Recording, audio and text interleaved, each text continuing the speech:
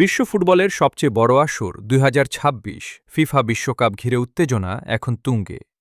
যুক্তরাষ্ট্র, কানাডা ও মেক্সিকোর যৌথ আয়োজনে অনুষ্ঠিত হতে যাওয়া এই বিশ্বকাপে অংশ নিচ্ছে ৪৮টি দল।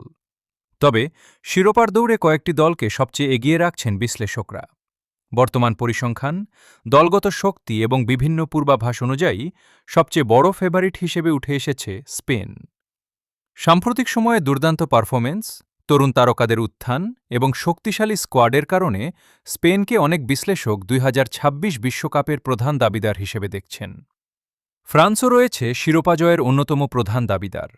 কিলিয়ান এমবাপ্পের নেতৃত্বে ফ্রান্সের স্কোয়াডে রয়েছে অভিজ্ঞতা ও তারুণ্যের দুর্দান্ত সমন্বয়। বিভিন্ন বেটিং মডেল ও বিশ্লেষণে ফ্রান্সকে শীর্ষ ফেভারিটদের মধ্যে রাখা হয়েছে। অন্যদিকে ব্রাজিলের ওপরও নজর রয়েছে ফুটবল বিশ্বের। নতুন কোচ কার্লো আনচেলত্তির অধীনে দলটি আরও ভারসাম্যপূর্ণ হয়ে উঠেছে। ভিনিসিয়াস জুনিয়র, নেইমার এবং অন্যান্য তারকাদের নিয়ে সাম্বা বাহিনী আবারও বিশ্বকাপ জয়ের স্বপ্ন দেখছে।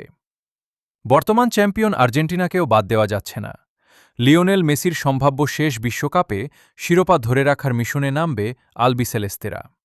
যদিও এবার তাদের ওপর প্রত্যাশার চাপ তুলনামূলক কম, তবুও তারা অন্যতম শক্তিশালী দল হিসেবেই বিবেচিত হচ্ছে। ইংল্যান্ডও এবার শিরোপার অন্যতম দাবিদার। জুড বেলিংহ্যাম, বুকায়ো সাকা এবং হ্যারি কেইনের মতো তারকাদের নিয়ে ইংল্যান্ডকে অনেক বুকমেকার শীর্ষ ৩ ফেভারিটের মধ্যে রেখেছে। বিশ্লেষকদের মতে ২০২৬ বিশ্বকাপের শীর্ষ ৫ favourite: ১. Spain, ২. France, ৩. England, ৪. Brazil, ৫. Argentina তবে বিশ্বকাপ মানেই চমক। পর্তুগাল, জার্মানি, মরক্কো কিংবা নেদারল্যান্ডসের মতো দলও বড় অঘটন ঘটাতে পারে।